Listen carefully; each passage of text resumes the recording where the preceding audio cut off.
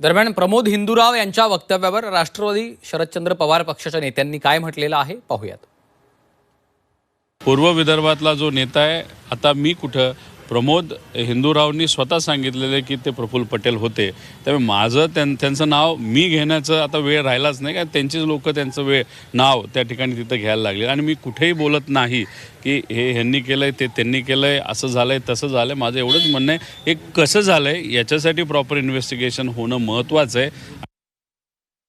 हिंदूरावांनी असं म्हटलेलं आहे की त्यांनी शोकसभेमध्ये काल असं विधान केलं की प्रफुल्ल पटेल हे एक फाईल घेऊन अजित पवारांकडे आले, त्याच्यामुळं अजित पवारांना विमानानं जावं लागलं, अन्यथा ते कारने जाणार होते, अशा पद्धतीची शंका त्यांनी उपस्थित केली. आणि त्या फाईलवरती सही करण्यासाठी वेळ गेला असं त्यांचं म्हणणं आहे. मला नाही माहिती, मी प्रमोदजींकडून माहिती काढून तुम्हाला सांगू शकते. प्रमोद हिंदूराव आमच्या कुटुंबातले